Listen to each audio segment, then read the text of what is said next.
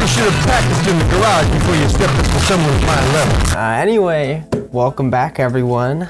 Today we're going to be watching the director commentary for Garfield, which has Jim Davis, if I'm not mistaken, in it, but like, he's a producer, I think. I don't remember. I saw this once a long time ago. It might have just been the producer and the director. I don't know.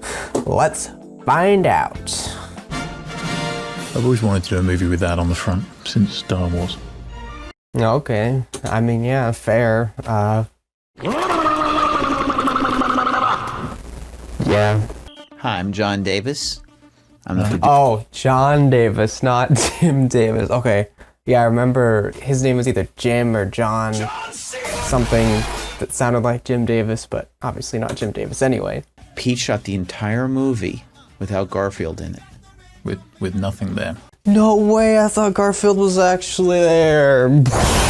Wait, and I think your credit's coming up next. Why is your credit in the middle, mine's at the bottom? Because I'm more important. Oh, we'll see if you come back for the sequel. Anyway, keep going. Oh, hard to tell if this guy's joking or if he's like actually serious. I think he did come back for the sequel, actually. I'm gonna check. Oh no, he did not. It's some other guy. Maybe John Davis killed him in his sleep or something. Oh, well, the new guy they got directed Alvin and the Chipmunks, 2007. So, adequate replacement. Also, might actually watch the director commentary for the Garfield sequel if this one does well. Pete kept showing me Garfield, and as the producer, it's my job to give him critical input. And he'd show me Garfield, and at first Garfield looked really mean, and I said, Pete, he looks evil. I really would love to have seen that design. I wonder if it's out there somewhere, actually. Can't seem to find it, but I found this, which I think might be for the upcoming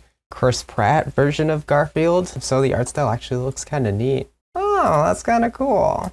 I guess it is just concept art, but that's cool concept art. I think we were lucky to get Bill Murray. At one point in time, we had to track him down. He was shooting a movie somewhere in Italy, and he was shooting a movie and incapable of being reached by anybody. Yeah, I remember hearing about that, actually. I think it was actually The Life Aquatic with Steve Zissou, the Wes Anderson movie that he was filming in. So he would film nights on the movie, and then in the day, very tired, he would come and do Garfield. We should have paid him more, don't you think? I actually feel guilty about that now. We did buy him a set of golf clubs because it was so generous of him to help us out so much. And golf clubs are cheaper than money. Oh, God.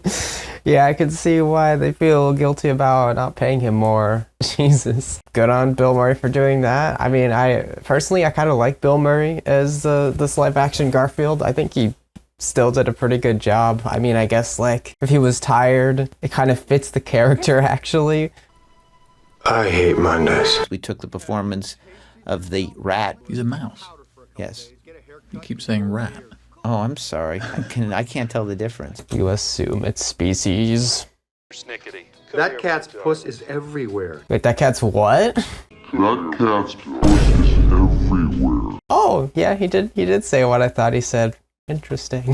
This is a really fun sequence in the picture because Garfield is about to destroy The world? the lasagna. Oh, yeah, that makes more sense, actually. Now let me ask you a question here, Pete. What were you thinking?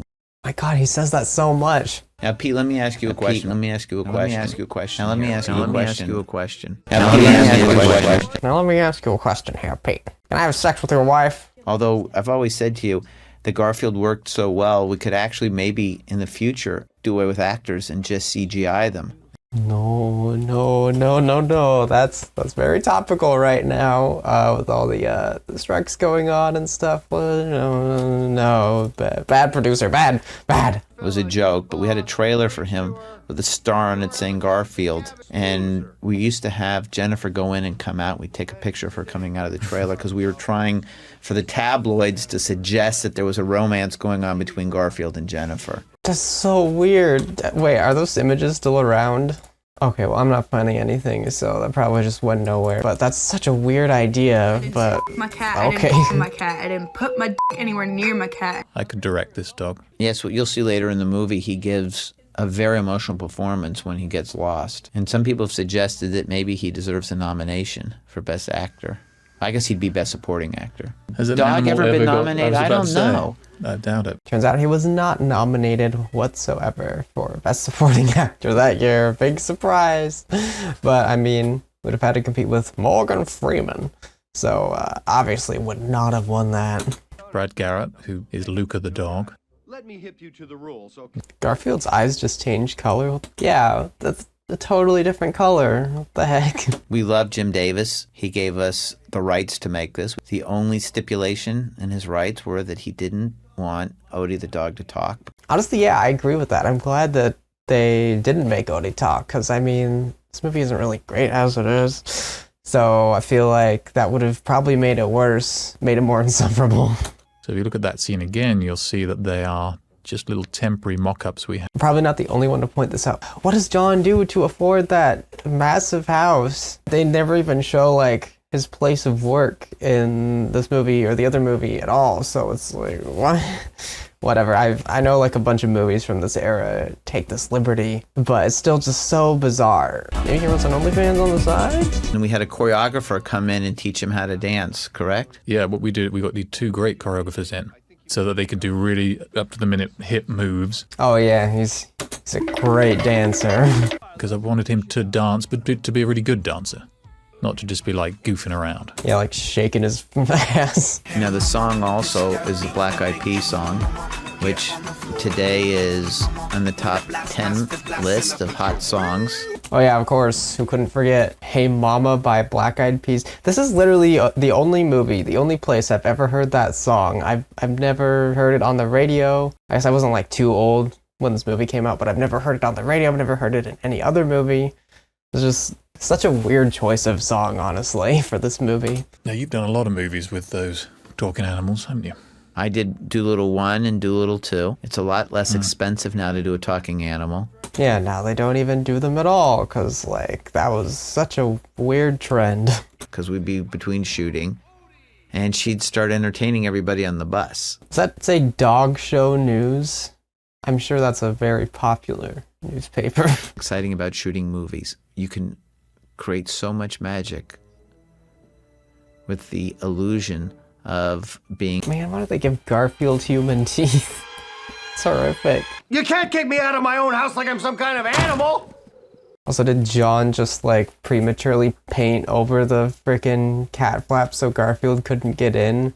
That's so evil. God. Not a good time to be a John stan. He would just be blocked in as this orange. Oh, okay, never mind. I guess the cat door's fine. I guess they just switched sets or something. I think somebody stole that truck, by the way. If anybody at home has seen it, we have to return it. All right. It's time for Odie to have his own movie. Wait, why is he putting those, like, tear-off stubs? He could just put his, like, name and phone number. I don't know why those are there. Our production designer was a first-time production designer on this movie, Alex Hammond. He did a really wonderful job. He was doing Cat in the Hat as an art director. Oh, the Cat in the Hat art director? Wow. We covered that movie on this channel, and that movie had slightly interesting backgrounds and sets and stuff. So, good for them. And that's a sign that the tank is full. That was That's Bill. a Foley. Getting that burp right, that was Bill. Bill Murray did that burp. was Bill, yeah. Getting these Everything's burps Bill. right are difficult. Yeah, I bet. Because it got to reverberate just a little bit. It can't be gross. It can't be over the top. You know, it's got to be sweet. You know, I bet since burp and fart and other, like, funny body things were, like, more of a thing back then, I bet someone could have even made, like, a career of being the guy that does all the sound effects for that. I mean, I guess most of that is just, like, you know, stock reused sound effects. But if it wasn't, hypothetically, someone probably could have made a career making those dumb sound effects and stuff. I think that'd be funny. We didn't get to see, for instance, this building. Look, Finished until a week before. Say hi. Like last week. Hi, Exactly. Garfield. The Fitness Gram Pacer test is a John, stop the car. John stopped the car in the middle of the street without even, like, trying to park it. I think Stephen Tobolowsky enjoyed this role because I think in real life, he's an exploiter of pooches. Somewhere an actor creates from an experience he really had. Yeah, I'm sure all the mass murder characters actors portrayed definitely got that from somewhere too. What are we going to do with all the props from this movie? Maybe we should put them on eBay.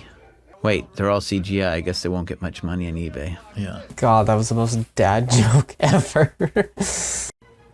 Now, you probably have seen this train station. I was leaking something.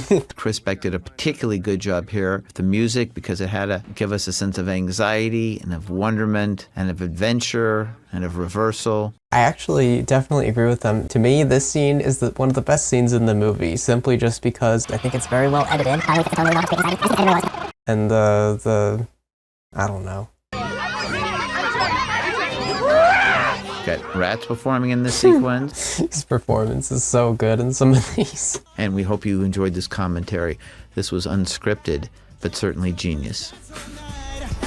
Okay, so that was Garfield 2004. Not too many like crazy moments in that one, but I'll have to check out the sequel maybe if this one does good to see if that might have some more interesting stuff. But yeah, overall, yeah, it was Garfield. I used to love this movie as a kid for whatever reason, but yeah, I mean, I was just kind of like, eh. But yeah, again, Bill Murray is not too bad as Garfield. I honestly, unironically like his performance as Garfield in both movies, so still glad he did that. Sucks he had to work pretty overtime, sounds like, to pull it off. Anyway, thank you all for watching, and remember, be happy.